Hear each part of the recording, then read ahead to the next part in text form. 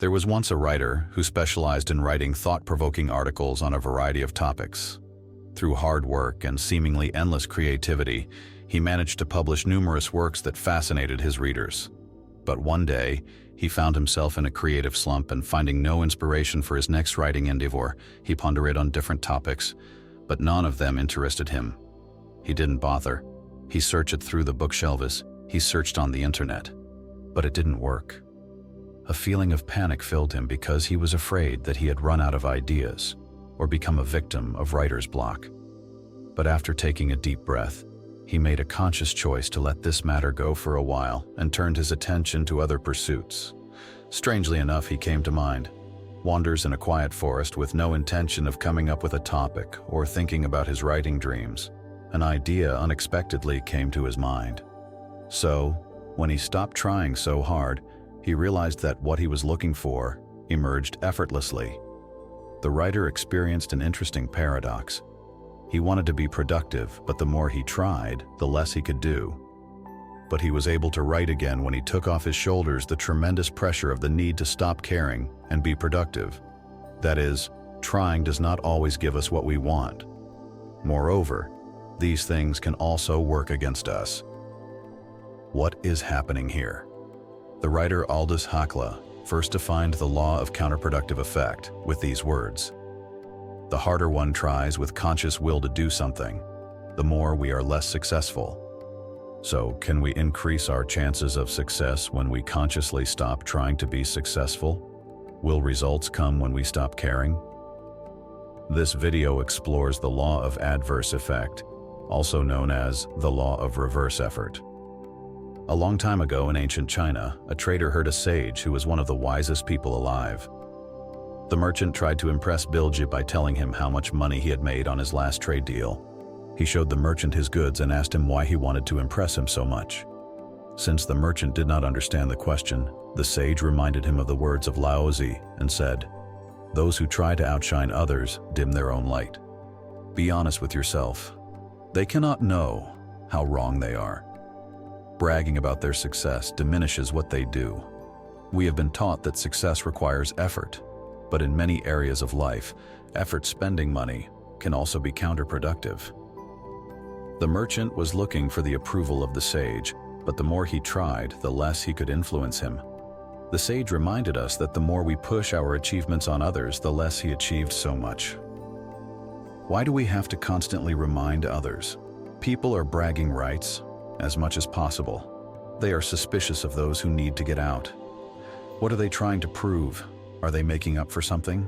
It seems they have to convince the world of their value. Paradoxically, the more we feel we value the world, the less value we believe the world thinks we have. Were the trader not so eager to impress, it would probably be obvious that their success is their own. He could allow himself to speak on his behalf. When moments of revelation arose, this sage would be more influential, not only because of the achievements themselves, but also because the lack of need to brag says something about the character of the trader. He is humble and secure in himself. He is also somewhat detached from external objects such as wealth and status.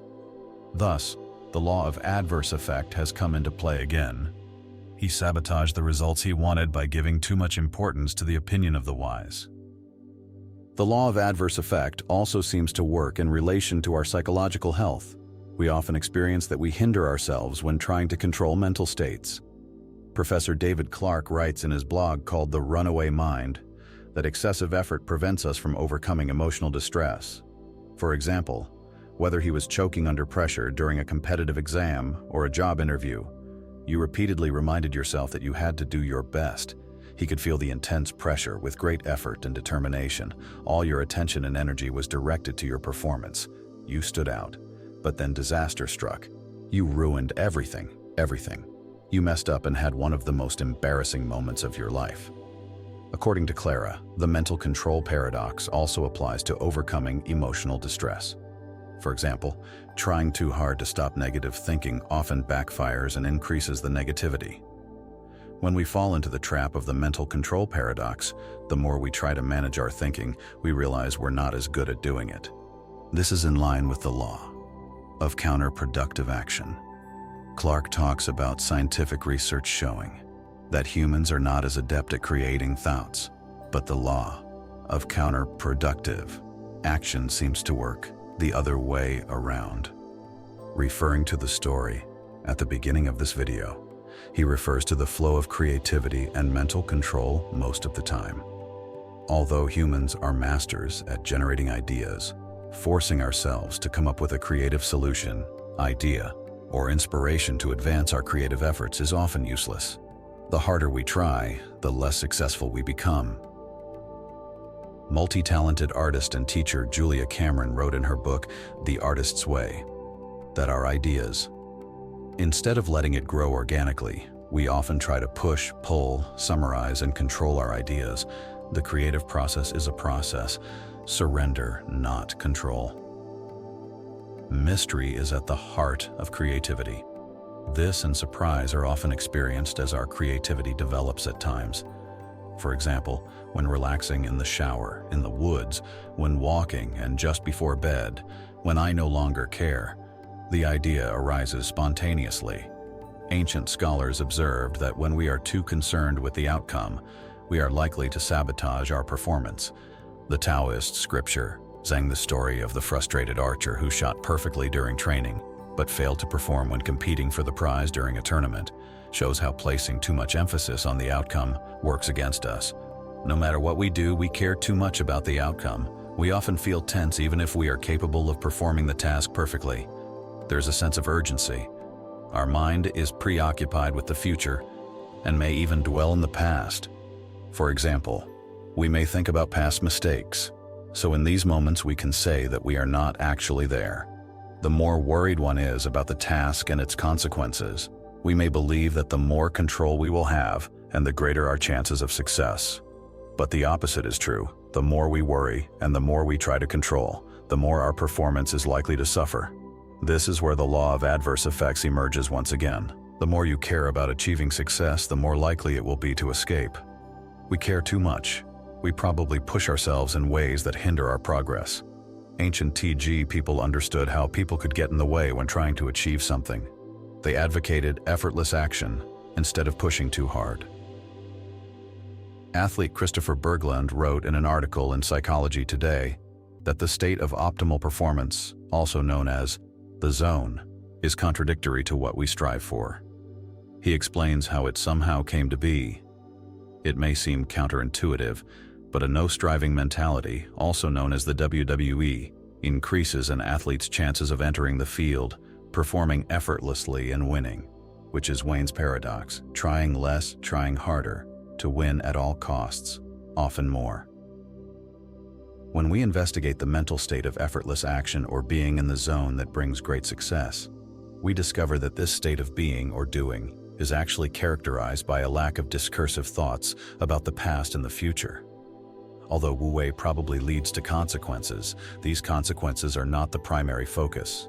The desired consequences may be in the back of our minds, but our attention is completely focused on the task at hand. The task ceases to even feel like a task.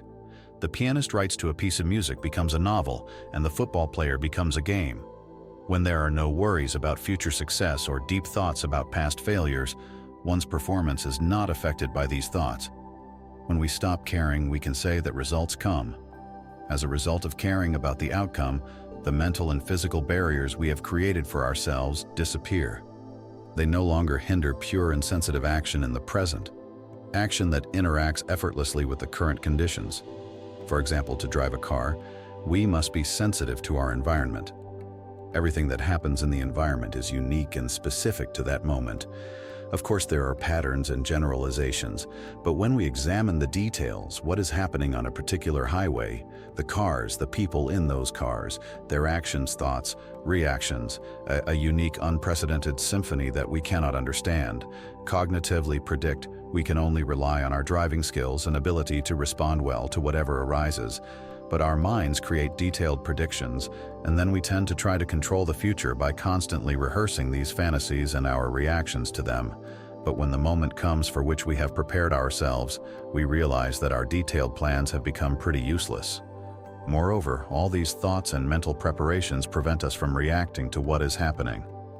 Only if we release this thought firewall, we create space to allow the environment to influence us, which allows us to respond to what is actually happening, rather than what we imagine. Philosopher Dr. Huayan Chong underlines the importance of openness in the context of W, stating that whether it is related to politics, governance, diplomacy, or any other activity, what Rich W calls is the clarity within oneself that comes from openness. This is the ultimate understanding and sensitive course of action that is in harmony with the breath of the universe, whether we take the paradox of mental control or the Taoist concept. These concepts show how our thoughts can get in the way. Obstacles comply with this law of counterproductive effect. By releasing our anxiety about the outcome, we increase our likelihood of achieving the desired outcome. Results do not arise simply by focusing on them or by strongly desiring them. Paradoxically, the more we focus on the desired outcomes, the less likely we are to act in a way that will contribute to achieving them. Caring too much is similar to the trembling of the archer in the story of Zhang Xin. It is similar to a football player missing a penalty or a writer not being able to write. And that's it for today. I hope you really enjoyed this video. If you liked it, check your channel subscription, like it, and share it with someone.